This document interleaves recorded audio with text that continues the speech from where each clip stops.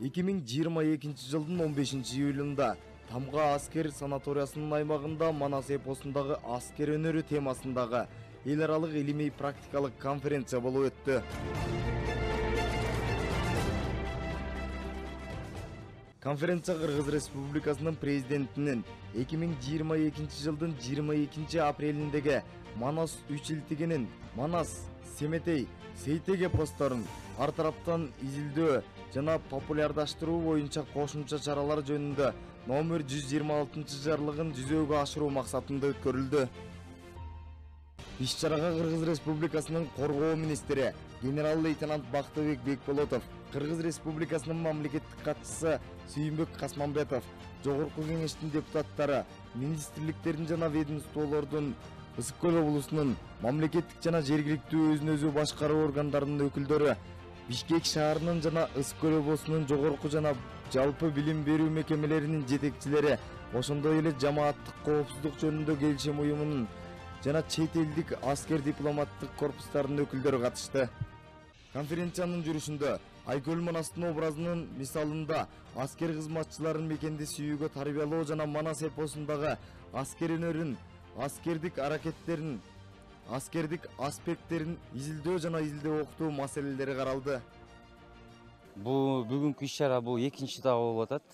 Биринчи этабында ошо аскер институтунда жанагы биздин президентибиздин жарлыгы чыккан 22 апрелдеги. Ошо жарлыгынын биринчи этабында аскер институтунда ошо аскер институтунун туулары, курстун туулары, Манастын урандары менен жана бүтүрүүчүнүн күмүш шакеги, Манастын эн тамгасы менен бүтүрүүчүлөрдүн жанакы ромбиги, бүтүрүүчү деген жана ушул аттуу көп нерселер аткарылган. Анан ошолордун баарын аткарып, мунун баардыгы коргоо министрлигинин буйругу менен бекилип, анан ушу элге жайылтуу максатында экинчи этабы ошо аскер санаториясында ушу эл аралык илимий практикалык конференция өтөлү деп мен сунуш бергем.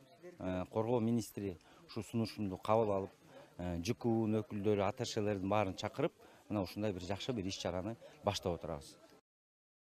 Конференцияда бир катар окумуштуулар Манас үчилтигиндеги бир катар аскер өнөрү туурасында докладдарын окушту.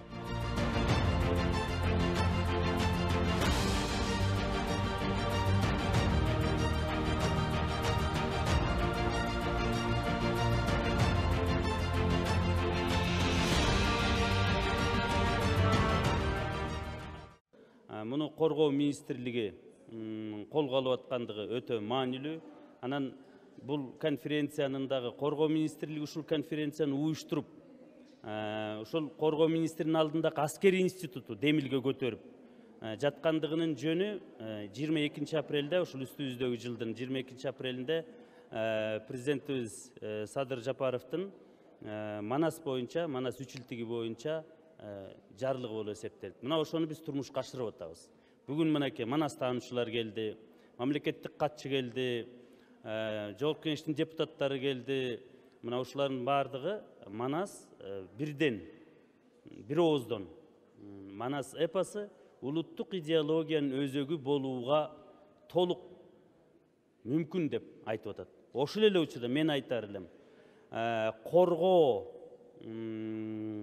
ишмердүүлүгү боюнча, аскер ишмердүүлүгү боюнча Манас эпосу негизги булак болуп бере алат эле. Конференциянын максаты Манас эпосундагы аскер искусствосун бүгүнкү жаш муунга үйрөтүү, жеткирүү. Бул жаш жоокерлер үчүн эң чоң шыктануу дейт манасчы Таланталы Бакчиев. Офицер катары келечекте биз офицер болгондо биздин өздүк курамыбыз болот. Биз алардын түздөн түз башчысы болобуз. Алардын моралдык, психологиялык абалына дагы жооп беребиз. Жеке эле согуштук күчүрмөнү абалына эмес, моралдык, психологиялык абалына дагы жооп беребиз да. Аларды моралдык, психологиялык жактан тарбиялоодо бизге Манас эпосундагы мисалдар керек болот.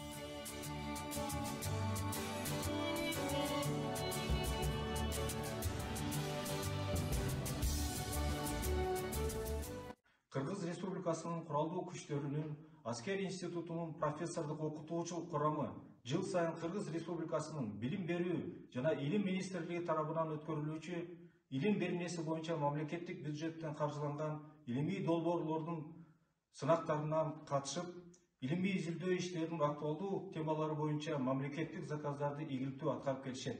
Ал эми өткөн жылы аскер институтунун авторлор коллективи Кыргыз Республикасынын территориясын коргоо максатында оперативдик жабдуу деген темада 600 000 сомдон ашык суммада илимий иштер жүргүзүлдү.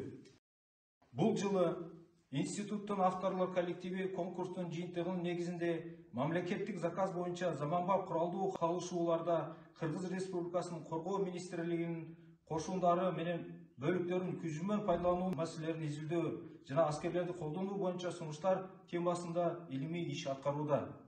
Илимий изилдөөнүн максаты чет мамлекеттерде тажрыйбасын Кыргыз Республикасынын ченемдик укуктук базасынын жоболорун жана коргоо чөйрөсүндөгү колдонмолорду талдаонун негизинде өзгөчөлүктөрдү жана көйгөйлүү маселелерди алардын коргоо тармагына тийгизген таасирин аныктоо.